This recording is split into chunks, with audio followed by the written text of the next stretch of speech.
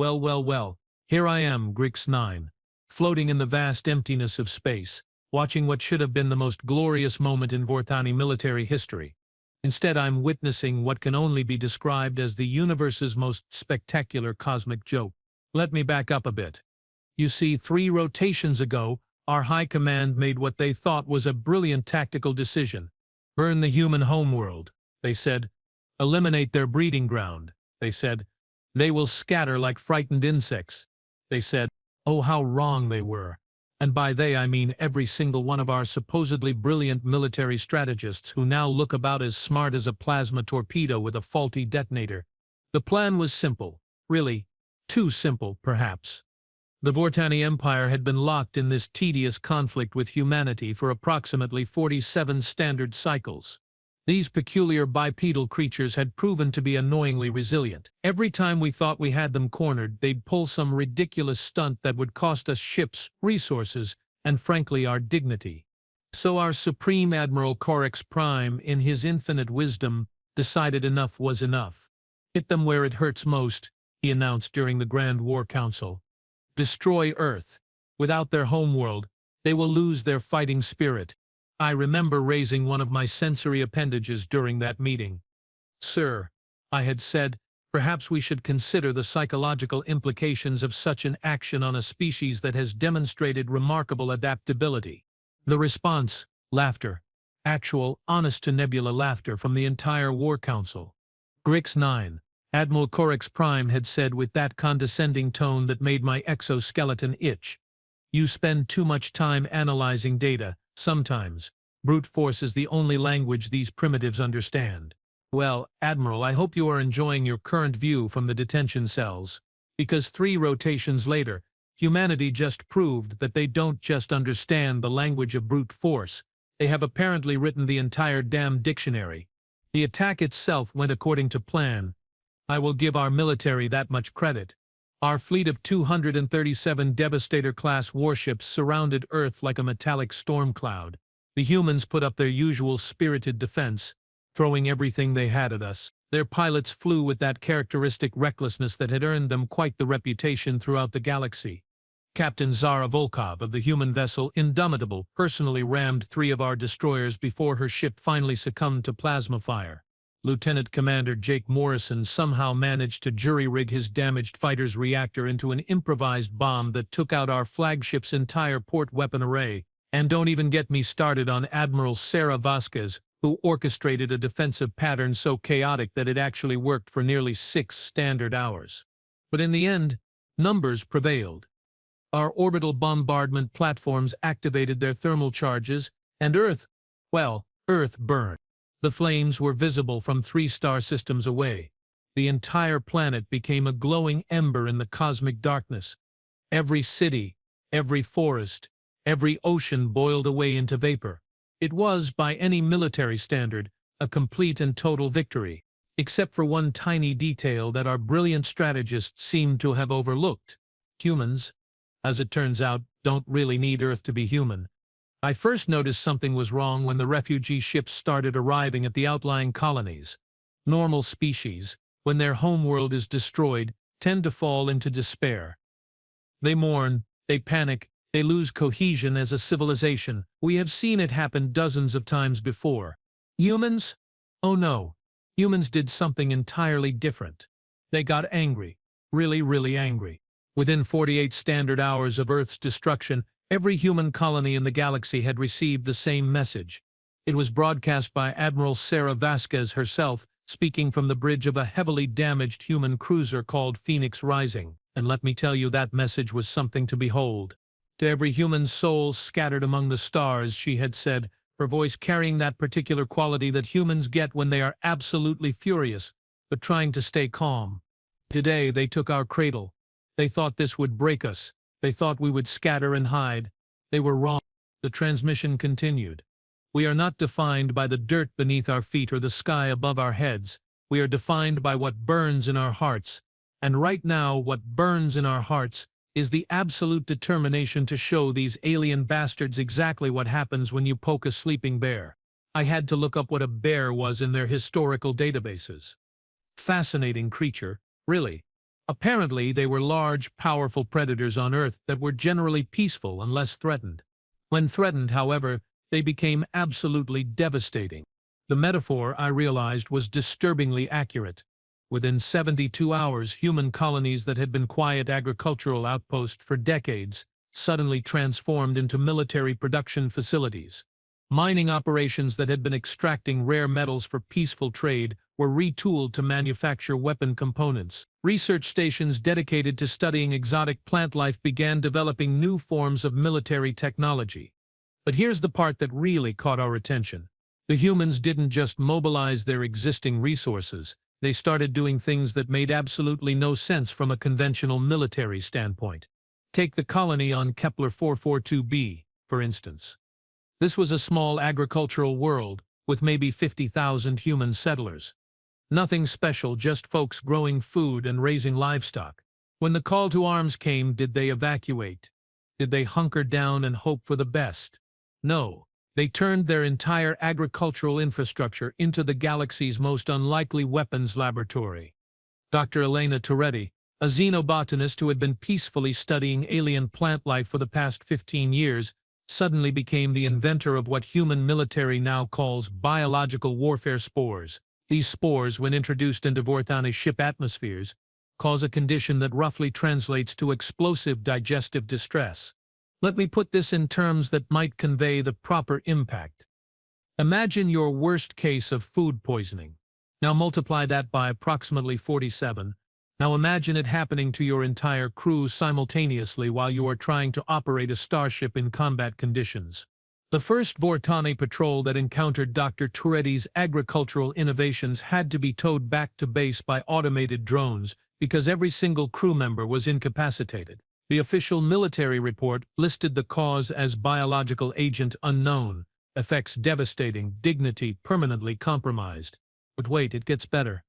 The humans on New Geneva, a small mining colony, decided that since they were already experts at blowing up asteroids, they might as well apply those skills to blowing up Vorthani ships. Their solution started launching modified mining charges through makeshift railgun systems they built out of their ore processing equipment. These charges weren't sophisticated military ordnance. They were literally repurposed rock-breaking explosives, with guidance systems cobbled together from mining survey drones, and yet they proved devastatingly effective against our patrol vessels. Captain Vilex 88, commander of the destroyer Inevitable Conquest, found this out the hard way when what he thought was a small asteroid suddenly changed course and introduced his engine room to the concept of rapid unscheduled disassembly. His final transmission to Fleet Command was, and I quote, "How in the name of the void do rocks suddenly grow brains and anger issues?" Meanwhile, on the research station orbiting Proxima Centauri, a team of human scientists led by Dr. Marcus Webb decided that if they couldn't save Earth, they could at least make sure the Vortani paid dearly for destroying it. Their contribution to the war effort: they hacked into our communication networks and started broadcasting human music directly into our ship's internal communication systems. Now you might think that doesn't sound particularly threatening. You would be wrong. Human music, Particularly the genres they call death metal and hardcore punk, has a frequency range that causes severe disorientation in Vorthani nervous systems. Prolonged exposure leads to what their medical reports describe as auditory-induced temporary insanity. The crew of the battlecruiser Supreme Domination spent 6 hours running around their ship convinced they were being chased by invisible sonic predators before medical teams could restore their mental equilibrium. Half the crew required psychiatric counseling. But perhaps the most disturbing development came from the human colony on Titan's moon. This was supposed to be a peaceful research outpost studying gravitational anomalies. The facility was run by Dr. Amy Park, a theoretical physicist who specialized in exotic matter research. When Dr. Park received word of Earth's destruction, she locked herself in her laboratory for 72 straight hours. When she emerged, she had somehow managed to weaponize gravity itself. Her device, which she cheerfully named the Cosmic Wedgie Generator, creates localized gravitational distortions that can literally turn a starship inside out. The first Vorthani squadron to encounter this weapon thought they were experiencing equipment malfunctions until they realized their ships were being systematically twisted into impossible geometric configurations. Admiral Zorth 15's flagship, the Unstoppable Force, was found drifting in space shaped like what humans apparently call a pretzel. The crew survived, technically speaking, but they required extensive therapy to deal with the trauma of experiencing three-dimensional space from the perspective of four-dimensional geometry. The Admiral's official report simply stated, "Request immediate transfer to desk duty, preferably somewhere with normal physics." Now all of this might sound chaotic and random, but that's where you'd be underestimating human strategic thinking. Because while individual colonies were developing their own unique contributions to the war effort, something much more significant was happening behind the scenes. Admiral Sarah Vasquez, who had somehow survived the destruction of Earth along with a significant portion of the human fleet, was busy implementing what she called Operation Phoenix Protocol. This was apparently a contingency plan that humans had developed decades earlier but never thought they'd need to use. The plan was beautifully simple and absolutely terrifying in its implications. If Earth was ever destroyed, the entire human diaspora would immediately transform from a loose confederation of colonies into a distributed military organism. Every human settlement, no matter how small or remote, would become a node in a vast network of resistance. But here's the part that really should have concerned us. Humans, it turns out, had been quietly preparing for this possibility for longer than anyone realized. Those peaceful agricultural colonies? They had underground bunkers filled with military equipment. Those innocent research stations, they were conducting weapons research disguised as civilian projects. Those mining operations, they had been stockpiling strategic materials for decades. The humans had essentially been building a hidden military infrastructure throughout the galaxy while everyone thought they were just peaceful colonists and researchers. Colonel Jake Bulldog Harrison of the Human Colonial Marines put it best during a captured transmission. "You burned our house down thinking we'd be homeless. But we don't live in the house. We are the house, and brother, you just pissed off every room in the building." The first coordinated human counterattack came exactly one standard week after Earth's destruction. It was launched simultaneously from 47 different star systems across a region spanning nearly 300 light-years. The attack wasn't aimed at our military installations or strategic targets. No. That would have been too conventional for humans. Instead, they targeted our supply lines, communication relays, and maintenance facilities. Within a matter of hours, our grand fleet found itself stranded in space with dwindling supplies, no communication with command and repair facilities that kept exploding for reasons our engineers couldn't explain. The human resistance group on Kepler 438b had somehow infiltrated our automated repair stations and programmed them to self-destruct whenever Vortane ships docked for maintenance. The timing was set so that the explosions would occur just as our crews were settling in for routine repairs. "Surprise!" was apparently the message human saboteurs left behind in our computer systems, along with what I have learned is called an emoji, depicting a small yellow face with an expression of malicious joy. Meanwhile, our communication networks were being systematically disrupted by human hackers, who seemed to take perverse pleasure in replacing our official military communications with what they called memes. These are apparently humorous images with text that convey cultural messages. Our generals spent 3 frustrating days trying to coordinate fleet movements while their command screens displayed images of small Earth felines with messages like "Icon has cheeseburger" and "Grumpy Cat disapproves of your battle plan." Admiral Corix Prime's response to this situation was, shall we say, less than dignified. His final recorded message, before being relieved of command, was a 17-minute rant about primitive beings who weaponize absurdity and the cosmic injustice of being defeated by creatures who find explosions amusing. But the real masterstroke came when the humans started using our own tactics against us. You see, we Vortani have always prided ourselves on our superior technology and military doctrine. Our ships are faster, our weapons more powerful, our strategies more sophisticated. We have conquered 17 different star systems using these advantages. Humans, however, decided that if they couldn't match our technology, they'd simply steal it and make it better. The raid on our research facility at Vega 7 should have been impossible. The station was protected by overlapping shield grids, automated defense platforms, and a garrison of our finest soldiers. It was considered absolutely impregnable. Human special forces, led by Major Rebecca Ghost Turner, infiltrated the facility by disguising themselves as a waste disposal crew. Apparently, nobody ever pays attention to waste disposal crews, even in high-security military installations. They spent 3 weeks working inside the facility, gradually gaining access to classified research, while our security teams waved them through checkpoints because, as one guard put it, who would be crazy enough to pretend to be janitors for 3 weeks just to steal military secrets? The answer, as it turns out, is humans. Definitely humans. When Major Turner's team finally revealed themselves, they had already copied the complete technical specifications for our newest ship designs, weapons systems, and defensive technologies. But they didn't stop there. Instead of simply escaping with the stolen data, they proceeded to demonstrate human creativity by improving our designs on the spot. Our newest plasma cannon design, which had taken our best engineers 3 years to develop, was enhanced by human technician Sergeant Mike Wrench Kowalski in approximately 4 hours. His modifications increased the weapon's power output by 30% while reducing its energy consumption by half. When questioned about how he accomplished this feat, Sergeant Kowalski reportedly said, "I done know. Seemed obvious. You guys were overthinking it. Sometimes you just gotta bang on stuff until it works better."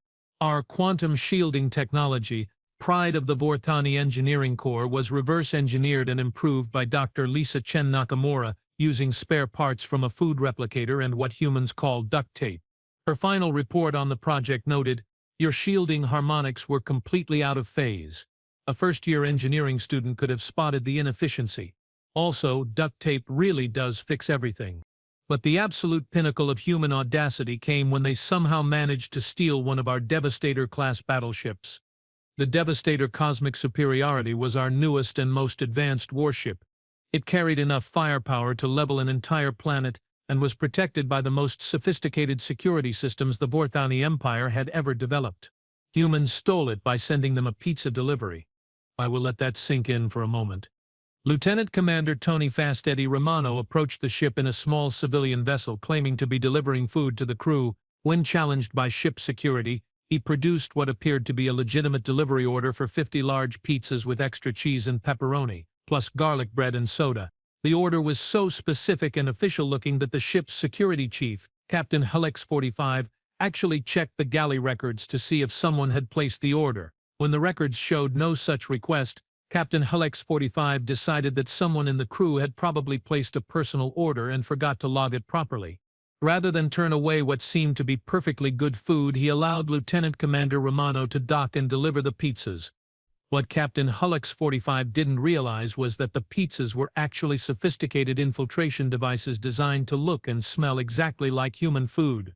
Each box contained a small team of human Special Forces soldiers who had somehow compressed themselves into containers roughly the size of a large dinner plate. I still don't understand how this is physically possible, but apparently human Special Forces training includes something called advanced contortionism specifically for situations like this. By the time the crew realized they were being invaded, 47 human soldiers had already taken control of key ship systems. The battle for control of the cosmic superiority lasted approximately 12 minutes. The humans won by using the ship's own communication system to broadcast what they called psychological warfare directly into the crew's heads. This consisted primarily of very loud human music combined with running commentary from human soldiers. "Attention, Vortani crew," came the announcement over the ship's intercom. "This is Sergeant Major Patricia Iron Fist Williams. Your ship now belongs to the Earth Liberation Front. Please proceed to the escape pods in an orderly fashion. And hey, thanks for the ride. This thing is way nicer than our old ships." The entire crew of 800 Vortani soldiers evacuated without firing a shot. When questioned later, Captain Helix 45 explained that the humans had somehow made the ship's corridors echo with what sounded like an army of ghosts, with anger management issues and access to amplified musical instruments. The stolen Devastator was immediately rechristened Earth's Revenge and began leading human raids throughout the sector. Its first target was the Vortani supply depot at Alpha Centauri, which it destroyed while broadcasting human victory songs that roughly translated to "We will rock you," and "Another one bites the dust." But perhaps the most troubling aspect of human resistance wasn't their military victories or their technological innovations. It was their apparent ability to find humor in absolutely everything.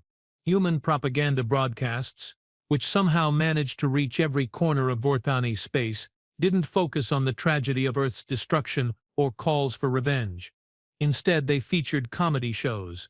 "Welcome to Earth's Funniest Home Explosions," announced human comedian Captain Dave Laugh Track Mitchell, where every week we showcase the most hilarious Vortani military failures. This week's top prize goes to the crew of the Inevitable Victory for their innovative demonstration of how to turn a starship into abstract art using only gravity and poor life choices. The show proceeded to broadcast footage of various Vortani defeats, complete with sound effects, musical accompaniment, and what humans call color commentary. Oh, and here we see Admiral Grix Prime attempting a tactical retreat. Captain Mitchell narrated over footage of a Vortani fleet fleeing from human fighters.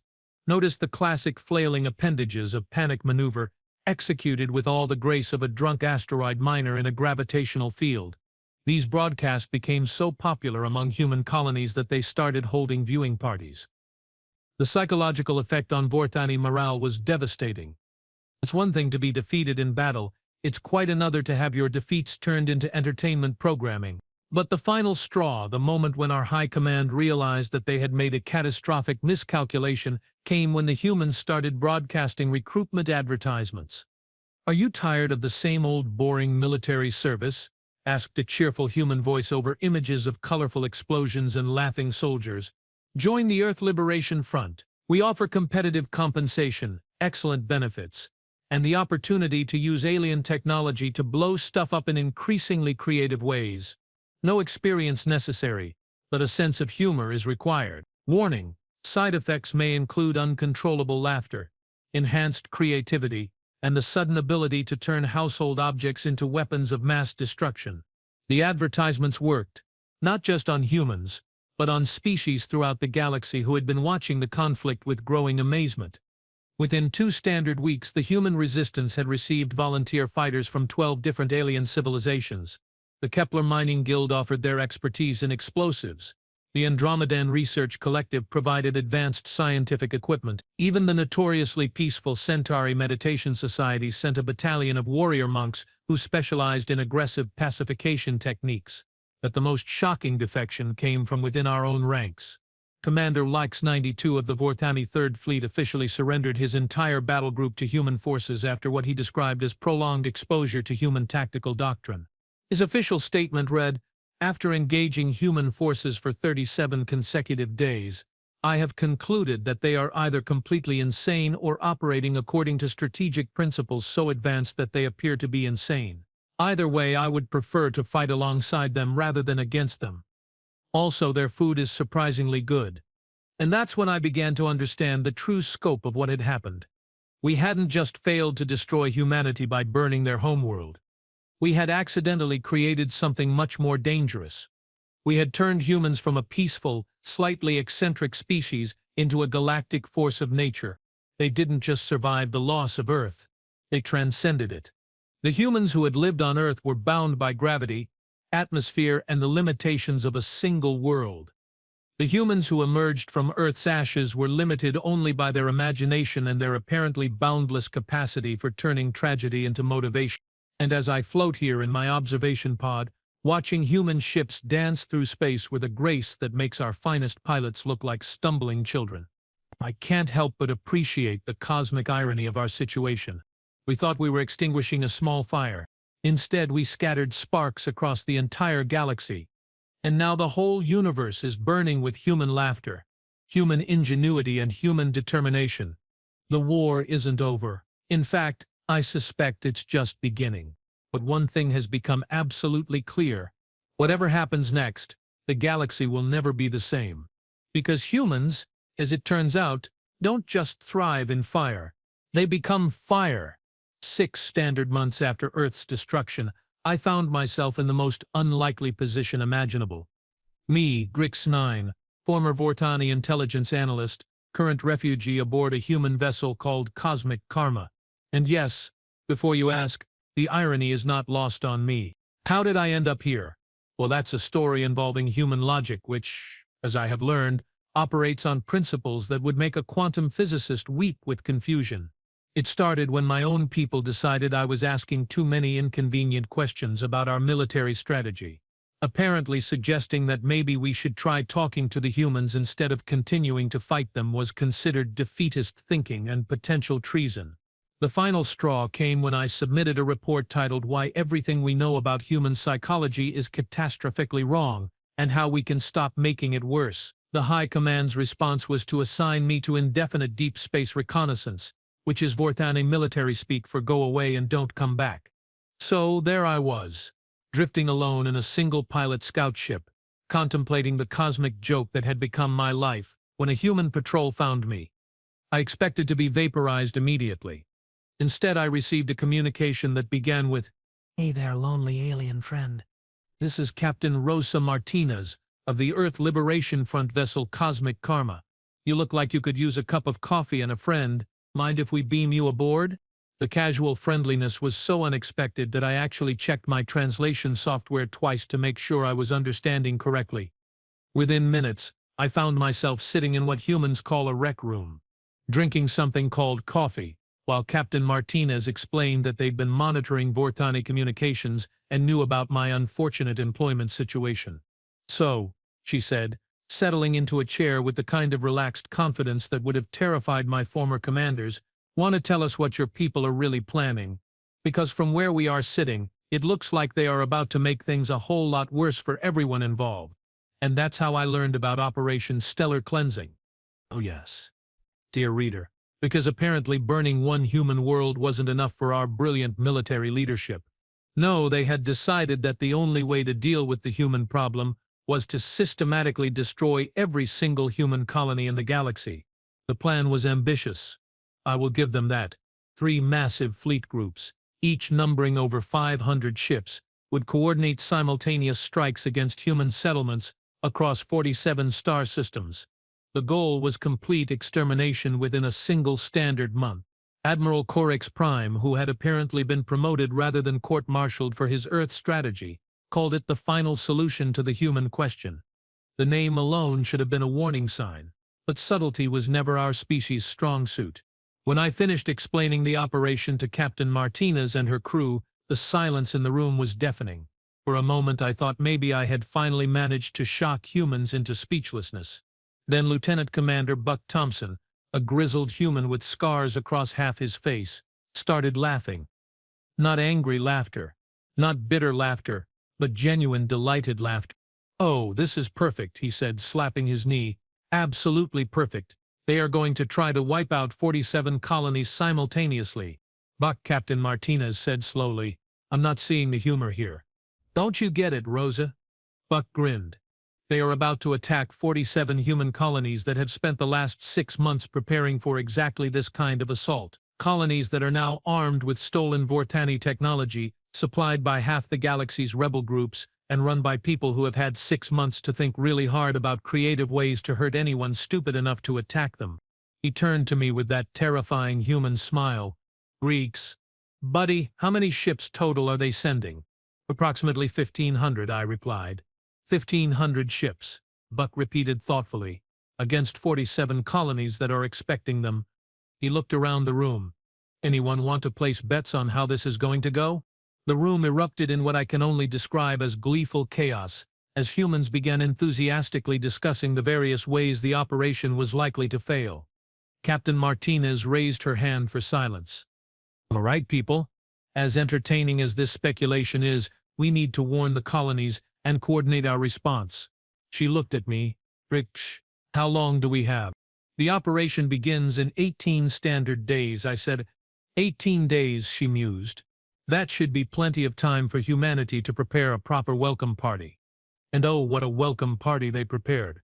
The first indication that Operation Stellar Cleansing might not go according to plan came when Admiral Corex Prime's flagship, the Galactic Dominance, dropped out of hyperspace near the Kepler 430b colony and immediately found itself surrounded by what appeared to be asteroids. Asteroids that began moving in formation. "Admiral," reported his sensor officer, "those asteroids are showing power signatures." "Impossible," Admiral Corex Prime replied.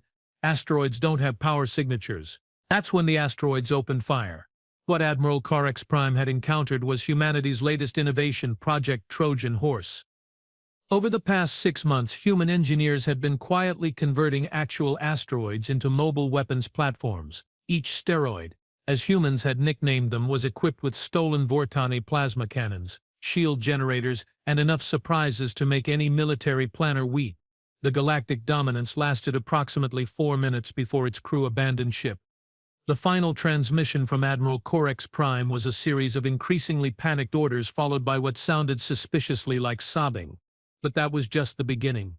At the New Geneva mining colony, Fleet Group 2 encountered what their sensors identified as a massive debris field left over from some ancient battle. Protocol dictated that they should clear the debris before beginning their assault. The debris cleared itself. What they had mistaken for battlefield wreckage was actually a collection of human ships designed to look like space junk. The moment the Vortani fleet moved into optimal firing position, 500 derelict human vessels suddenly came to life and began demonstrating why scrap metal in the hands of creative humans is more dangerous than most species' military hardware. Commander Zax 71 of the destroyer Inevitable Triumph reported that his ship was being attacked by what appears to be a refrigerator unit with delusions of being a fighter craft. The refrigerator unit, as it turned out, was piloted by former chef-turned-pilot Maria Santos, who had apparently decided that if she was going to die fighting, she was going to do it in style. Her improvised fighter, built from kitchen appliances and mining equipment, somehow managed to disable 3 Vortani cruisers before being destroyed. Her final transmission was, "Hey, ugly aliens. That's what we call getting served." Meanwhile, at the research station orbiting Proxima Centauri, Fleet Group 3 encountered their own unique welcome. Dr. Marcus Webb, the same scientist who had been broadcasting disorienting music into Vortani communication systems, had spent 6 months developing what he called Project Feedback Loop. Using the station's massive radio telescope array, he had created a device capable of amplifying and redirecting any electromagnetic signal. When the Vortani fleet attempted to jam human communications, Dr. Webb's device took their jamming signal, amplified it by several thousand%, and broadcast it back at them. The result was what can only be described as an electromagnetic hurricane. Every electronic system in the Vortani fleet began experiencing what human technical reports called catastrophic feedback syndrome. Ships found themselves unable to control their own systems as their computers received conflicting signals from their own jamming equipment. The flagship Universal Conquest spent 3 hours flying in circles because its navigation computer was convinced it was trying to jam itself and kept overriding pilot commands to prevent unauthorized signal interference. But perhaps the most devastating surprise came at the Titan's moon research facility, where Dr. Amy Park had been busy expanding her gravitational research. Her latest creation, which she had modestly named the Cosmic Pretzel Maker Mark 7, didn't just twist individual ships into impossible shapes. It created what she called gravitational artwork on a fleet-wide scale. When Fleet Group 7 dropped out of hyperspace expecting to find a small research station, they instead found themselves suddenly experiencing gravity from 17 different directions simultaneously. Within minutes, the entire fleet had been arranged into what Dr. Park later described as a lovely spiral pattern that really captures the futility of military aggression against people who understand physics better than you do. The fleet's final transmission was Admiral Trex Prime requesting immediate medical evacuation for severe spatial orientation syndrome and the existential crisis that comes with being turned into a geometric proof. But while these individual colony defenses were impressive, they were nothing compared to what humans had been preparing on a galactic scale. Remember Admiral Sarah Vasquez, the human commander who had survived Earth's destruction. She had spent the last 6 months building something unprecedented in galactic history, a truly distributed military command structure that spanned dozens of star systems. Operation Phoenix Protocol hadn't just been about arming individual colonies. It had been about creating a network of interconnected resistance cells that could coordinate actions across vast distances without relying on any central command structure. When the Vortani fleets attacked, they found themselves facing not 47 separate colonies, but 47 nodes in a single massive military organism that could think, adapt, and respond faster than any traditional command structure. Within hours of the first attacks, human forces throughout the galaxy began implementing what Admiral Vasquez called the Great Convergence. Every human ship, from massive battlecruisers to tiny civilian transports, began moving toward predetermined coordinates. Every stolen Vorthani vessel was pressed into service. Every allied ship from the dozen species that had joined the human cause received movement orders. The Vorthani High Command, monitoring the situation from their heavily fortified headquarters on Vorthani Prime, watched in growing horror as their grand offensive turned into something resembling a cosmic game of three-dimensional chess, where every human move revealed three more threats they hadn't anticipated. "Sir," reported Intelligence Director Mlex-45 to Supreme Admiral Torth Prime, "human forces are converging on our position." "Which position?" Admiral Torth Prime asked. "All of them, sir." And that's when the humans revealed the true scope of their planning. They hadn't just been preparing to defend their colonies. They had been preparing to end the war. The device that made this possible was something human engineers called the Galactic Reset Button, though its official designation was the Quantum Communications Disruption Array. Elena Turetti, the xenobotanist-turned-weapons developer, had somehow figured out how to use her biological warfare spores to interfere with Vorthani quantum communication systems. When released into subspace, these modified spores created a galaxy-wide communication blackout that affected only Vorthani technology. Suddenly, every Vorthani fleet found itself completely cut off from command, unable to coordinate, unable to call for reinforcements, unable to even tell their own government what was happening to them. But humans, who had spent months preparing for this moment, switched to backup communication systems based on captured Andromedan technology. Within hours, they had complete information superiority across the entire galaxy. The war's end came not with a massive battle, but with a single transmission broadcast simultaneously to every Vorthani ship, base and colony in the galaxy. Admiral Sarah Vasquez appeared on every Vorthani screen, standing on the bridge of Earth's Revenge, the stolen devastator that had become the flagship of the human fleet. "Attention, Vorthani Empire," she said with the kind of calm authority that comes from absolute confidence. "This is Admiral Sarah Vasquez of the Earth Liberation Front. By now you have probably noticed that your communication systems aren't working properly, your fleets are surrounded, and your grand offensive has turned into a rather expensive demonstration of why you shouldn't underestimate humans."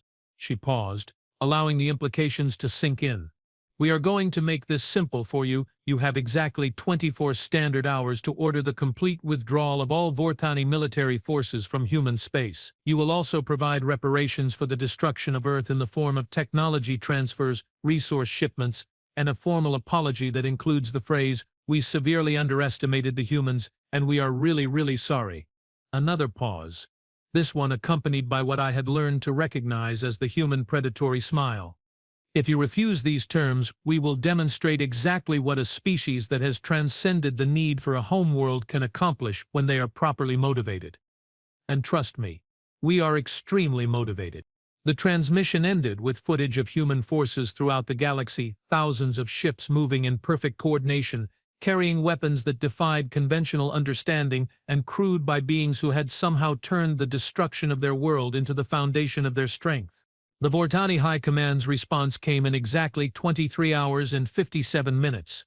"We accept your terms," Supreme Admiral Torth Prime announced in a broadcast that was transmitted to every human colony. "The Vorthani Empire formally apologizes for underestimating humanity's resilience, creativity, and apparent ability to turn any disaster into a tactical advantage. We are withdrawing all military forces from human space and will begin reparation shipments immediately." He paused, looking directly into the camera with an expression of profound defeat mixed with what might have been grudging respect. "We have learned that burning someone's home doesn't make them weak, it just makes them angry, homeless, and incredibly creative about revenge. We do not recommend this strategy to other species." And that's how the Great Human War ended. Not with the extermination of humanity, but with their transformation into something the galaxy had never seen before. A truly spacefaring civilization that had learned to thrive not just without a homeworld, but because they had lost their homeworld. But the story doesn't end there. Oh no. Because humans being humans, they weren't content to simply win the war and move on. In the months that followed, they began what they called Project New Earth, the largest terraforming operation in galactic history. But instead of trying to recreate what they had lost, they decided to build something better. Using a combination of stolen Vorthani technology, allied scientific resources, and what appeared to be pure human stubbornness, They began converting entire star systems into interconnected habitats that could support billions of humans while remaining completely mobile. These nomad systems, as they came to be known, were part space station, part starship, and part ecosystem. Each one could house millions of humans while traveling between the stars, creating a civilization that was no longer tied to any single world or even any single star system. Dr. Amy Park, the physicist who had weaponized gravity, designed the propulsion systems that allowed entire solar systems to move through space like massive starships. Elena Toretti created self-sustaining ecosystems that could provide food, air, and water for millions while adapting to any environment. And Dr. Marcus Webb figured out how to use quantum communication arrays to keep the scattered systems connected across galactic distances. The result was a human civilization that existed everywhere and nowhere, moving through the galaxy like a vast school of cosmic fish, impossible to pin down, impossible to destroy, and absolutely impossible to ignore. And me? Well, I found myself in the unique position of being the galaxy's first Vortani human cultural exchange specialist. My job, apparently, is to help other species understand how to coexist with a race that has made mobility, adaptability, and really good senses of humor into fundamental survival traits. It's surprisingly challenging work. Most species struggle with the concept of a civilization that doesn't want to conquer territory or establish permanent colonies. Humans just want to explore, learn, trade, and occasionally play elaborate practical jokes on species that take themselves too seriously. Last week, human pranksters convinced the entire Regelian Defense Force that their home star was being invaded by aggressive space clouds that turned out to be balloon animals shaped like warships. The Regelians mobilized their entire fleet before realizing they were trying to fight party decorations. The humans' official apology included a gift basket and an invitation to their first annual Galactic Comedy Festival, where beings from across the galaxy could come together to laugh at the absurdity of existence. 300 species have already signed up to attend, but perhaps the most remarkable thing about post-war humanity is how they have chosen to remember Earth. Instead of monuments or memorials, they created something called the Memory Garden Protocol. Every human settlement, whether it's a massive space station or a tiny research outpost, includes a garden where Earth plants grow under alien suns. These gardens aren't just agricultural facilities, they are living reminders of what was lost and symbols of what was gained. I visited one of these gardens last week on a nomad system called Phoenix Cluster. It was tended by an elderly human woman named Grace Park, Dr. Amy Park's grandmother, who had been one of the last people evacuated from Earth. "People ask me if I miss Earth," she told me as we walked among rows of tomatoes growing under the light of 3 different stars. Of course I do, but Earth wasn't just a place. It was an idea. The idea that life can thrive anywhere, adapt to anything, and turn any challenge into an opportunity. She gestured to the garden around us, where Earth plants grew alongside species from dozens of different worlds, creating combinations that would have been impossible on any single planet. "We didn't lose Earth," she said, with a smile that reminded me why humans had proven so impossible to defeat. "We just learned that Earth was never a place to begin with. It was always a way of thinking." And that, I realized, was the final truth about humanity that my people had failed to understand. They never needed Earth to be human. Earth had needed them to be Earth. By destroying their world, we hadn't eliminated humanity. We had freed them to become something even more remarkable, a species that had learned to carry their home with them wherever they went. The last entry in my official report to the Galactic Council reads simply, "Recommendation when dealing with humans. Remember that they are not defined by where they come from, but by where they are going, and they are always going somewhere interesting." 6 months later, I received an invitation to join the Human Diplomatic Corps as a special advisor on species that really should know better. The job description included helping other civilizations avoid the kind of spectacularly poor decisions that lead to humans turning your entire military strategy into a comedy show. I accepted immediately. After all, someone needs to warn the galaxy about what happens when you make the mistake of thinking that humans are just another species that can be conquered, controlled, or eliminated. Because, as my new human colleagues love to say, you can take the humans out of Earth, but you can't take the Earth out of humans. And in a galaxy full of species that still think in terms of homeworlds and fixed territories, a nomadic civilization of beings who have learned to thrive in fire is a force that reshapes everything it touches. The war is over, but the real adventure, the adventure of a galaxy learning to live with humanity unleashed, is just beginning. And frankly, I can't wait to see what they think of next. Knowing humans, it's going to be absolutely spectacular.